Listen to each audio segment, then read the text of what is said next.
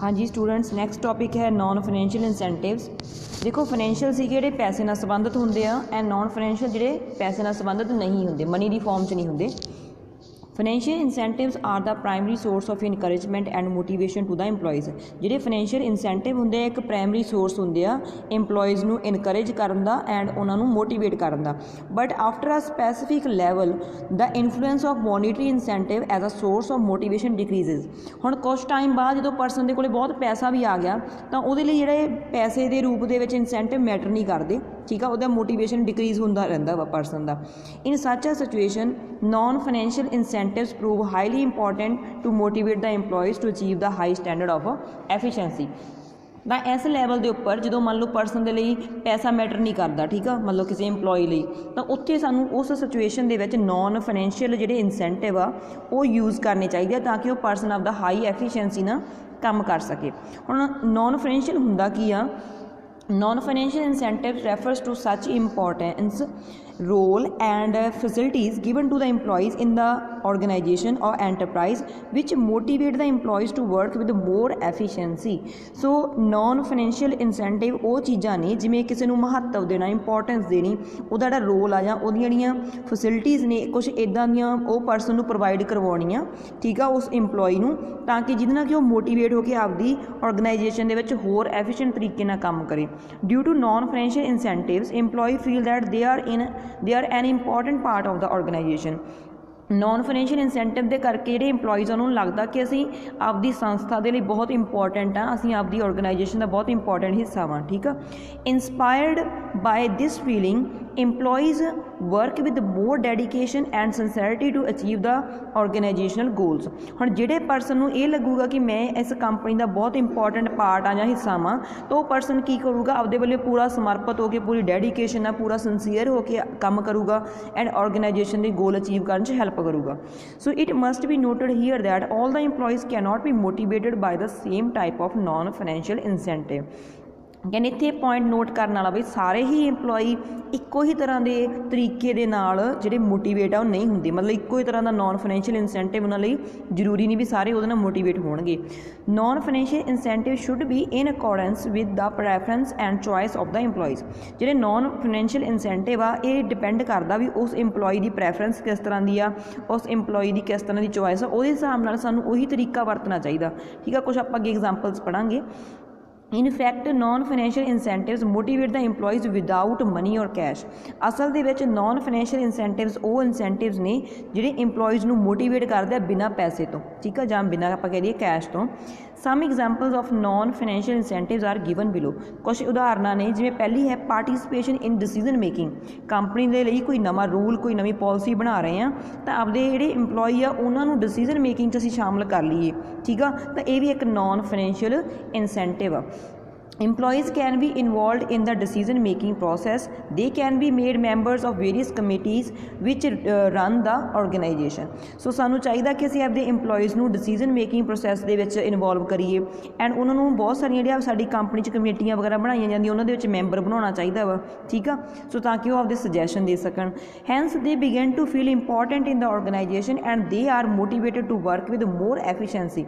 ਹੁਣ ਜੇ ਕਿਸੇ ਕਮੇਟੀ ਦਾ ਹਿੱਸਾ ਹੋਣਗੇ ਜਾਂ ਡਿਸੀਜ਼ਨ ਮੇਕਿੰਗ ਦੇ ਵਿੱਚ ਉਹ ਪਾਰਟੀਸਪੇਟ ਕਰਦੇ ਹੋਣਗੇ ਤਾਂ ਉਹਨਾਂ ਨੂੰ ਇਹ ਫੀਲ ਹੋਊਗਾ ਵੀ ਅਸੀਂ ਇਸ ਕੰਪਨੀ ਦੇ ਲਈ ਕਾਫੀ ਇੰਪੋਰਟੈਂਟ ਆ ਅਤੇ ਉਹ ਜ਼ਿਆਦਾ ਐਫੀਸ਼ੀਐਂਸੀ ਨਾਲ ਕੰਮ ਕਰਨਗੇ।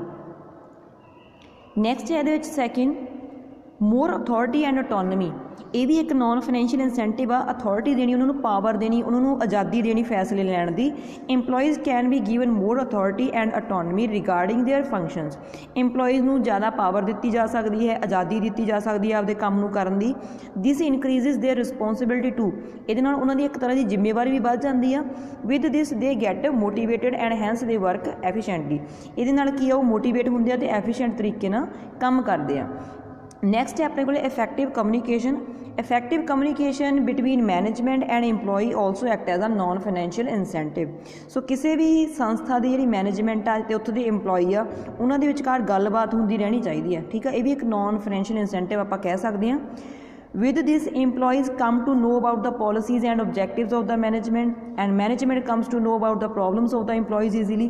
So ਇਹਦੇ ਨਾਲ ਕੀ ਜਿਹੜੇ ਇੰਪਲੋਈਜ਼ ਆ ਉਹਨਾਂ ਨੂੰ ਕੰਪਨੀ ਦੀਆਂ ਜਿਹੜੀਆਂ ਪੋਲਿਸੀਜ਼ ਤੇ ਆਬਜੈਕਟਿਵ ਪਤਾ ਲੱਗਦੇ ਰਹਿੰਦੇ ਆ, ਐਂਡ ਜਿਹੜੀ ਮੈਨੇਜਮੈਂਟ ਆ ਉਹਨਾਂ ਨੂੰ ਆਪਦੇ ਇੰਪਲੋਈਜ਼ ਦੀਆਂ ਪ੍ਰੋਬਲਮਸ ਪਤਾ ਲੱਗਦੀਆਂ ਰਹਿੰਦੀਆਂ ਨੇ। ਨੈਕਸਟ ਇਹਦੇ 'ਚ ਹੈ ਫੇਵਰੇਬਲ ਵਰਕਿੰਗ ਕੰਡੀਸ਼ਨ, ਮਤਲਬ ਜਿੱਥੇ ਉਹ ਕੰਮ ਕਰ ਰਹੇ ਆ ਉੱਥੇ ਕੰਮ ਕਰਨ ਦੀ ਜਿਹੜੀ ਕੰਡੀਸ਼ਨਸ ਨੇ ਉਹ ਜਾਣੀ ਕਿ ਆਲਾ ਦੁਆਲਾ ਵਧੀਆ ਹੋਣਾ ਚਾਹੀਦਾ ਵਾ।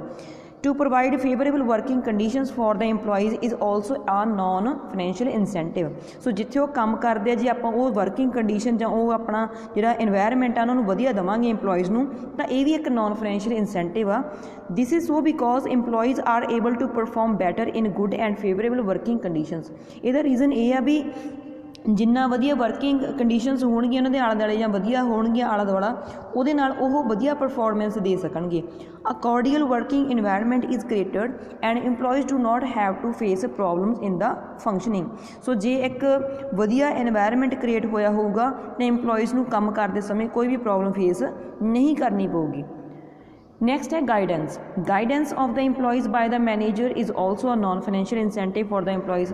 ਜਿਹੜੀ ਗਾਈਡੈਂਸ ਆ ਮਤਲਬ ਸਮੇਂ ਸਮੇਂ 'ਤੇ ਉਹਨਾਂ ਨੂੰ ਗਾਈਡ ਕਰਦੇ ਰਹਿੰਦੇ ਇੰਪਲੋਈਜ਼ ਨੂੰ, ਇਹ ਵੀ ਇੱਕ ਤਰ੍ਹਾਂ ਦਾ ਨੋਨ ਫਾਈਨੈਂਸ਼ੀਅਲ ਇਨਸੈਂਟਿਵ ਆ ਇੰਪਲੋਈਜ਼ ਲਈ। This is with this functional problems of the employees get solved and they are able to work with more efficiency।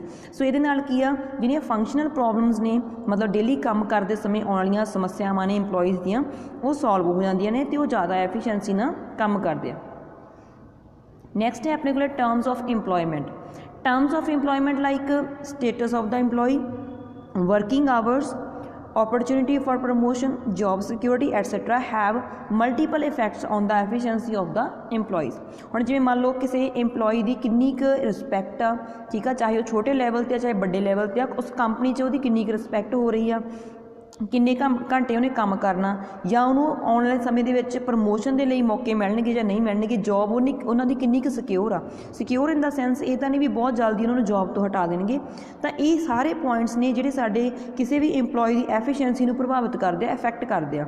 Terms of employment are also a non financial incentive. ਤਾਂ ਕੁਛ ਜਿਹੜੀਆਂ employment ਦੀਆਂ terms ਹੁੰਦੀਆਂ ਇਹ ਵੀ ਇੱਕ non financial incentive ਆ। ਕਿਉਂਕਿ ਜੇ ਕਿਸੇ ਦਾ ਸਟੇਟਸ ਇੰਪਲੋਈ ਦਾ ਵਧੀਆ ਵਾ ਕੰਪਨੀ ਦੇ ਵਿੱਚ, ਵਰਕਿੰਗ ਆਵਰ ਵੀ ਪ੍ਰੋਪਰ ਉਨੇ ਜਾਂ 7 ਜਾਂ 8 ਘੰਟੇ ਕੰਮ ਕਰਨਾ ਵਾ, ਠੀਕ ਆ, ਉਹਨੂੰ ਪ੍ਰਮੋਸ਼ਨ ਦੇ ਮੌਕੇ ਮਿਲਦੇ, ਉਹਨੂੰ ਜੋਬ ਸਿਕਿਉਰਿਟੀ ਮਿਲਦੀ ਆ, ਤਾਂ ਓਬਵੀਅਸ ਉਹ ਜ਼ਿਆਦਾ ਐਫੀਸ਼ੀਐਂਸੀ ਨਾਲ ਕੰਮ ਕਰੂਗਾ। So if the terms of employment are favourable to the employees then they work with more efficiency। So ਜੇ ਆ ਉੱਪਰਲੀ ਜਿਹੜੀਆਂ ਟਰਮਸ ਨੇ ਸਾਰੀਆਂ ਫੇਵਰੇਬਲ ਹੋਣ, ਇੰਪਲੋਈਜ਼ ਦੇ ਹੱਕ ਦੇ ਵਿੱਚ ਹੋਣ, ਦੈਨ ਉਹ ਜ਼ਿਆਦਾ ਐਫੀਸ਼ੀਐਂਸੀ ਨਾਲ ਕੰਮ ਕਰਦੇ ਆ। ਅਗਲਾ ਪੁਆਇੰਟ ਹੈਗਾ ਪ੍ਰੇਜ਼। ਪ੍ਰੇਜ਼ ਹੁੰਦਾ ਕਿਸੇ ਦੀ ਪ੍ਰਸ਼ੰਸਾ ਕਰਨੀ। Every person likes his praise, that's why praise of the employees by the higher authorities is also a non financial incentive. ਹਰ ਇੱਕ ਪਰਸਨ ਨੂੰ ਹੁੰਦਾ ਵੀ ਮੇਰੀ ਕੋਈ ਮੇਰਾ ਕਹਦੀਏ ਤਾਰੀਫ ਕਰੇ, ਤਾਂ ਜੇ ਕੋਈ ਹਾਇਰ ਅਥਾਰਟੀ ਦਾ ਪਰਸਨ ਮਤਲਬ ਟੌਪ ਮੈਨੇਜਮੈਂਟ ਦੇ ਵਿੱਚੋਂ ਕੋਈ ਵੀ ਆਪਦੇ ਇੰਪਲੋਈਜ਼ ਦੀ ਪ੍ਰੇਜ਼ ਕਰਦਾ ਵਾ ਤਾਂ ਉਹਨਾਂ ਨੂੰ ਇਹ ਚੀਜ਼ ਵਧੀਆ ਲੱਗਦੀ ਹੈ। Employees can be motivated through praise as well. ਤਾਂ ਪ੍ਰੇਜ਼ ਕਰਕੇ ਵੀ ਇੰਪਲੋਈ ਮੋਟੀਵੇਟ ਹੋ ਕੇ ਕੰਮ ਕਰਦੇ ਆ। ਨੈਕਸਟ ਹੈ ਆਪਣੇ ਕੋਲ job security. Job security given to the employees also act as a non financial incentive. Job security ਜੇ ਕਿਸੇ ਇੰਪਲੋਈ ਨੂੰ ਦਿੱਤੀ ਜਾਂਦੀ ਹੈ, ਕਹਿੰਦੇ ਇਹ ਵੀ ਇੱਕ ਨੋਨ ਫਾਈਨੈਂਸ਼ੀਅਲ ਇਨਸੈਂਟਿਵ ਆ।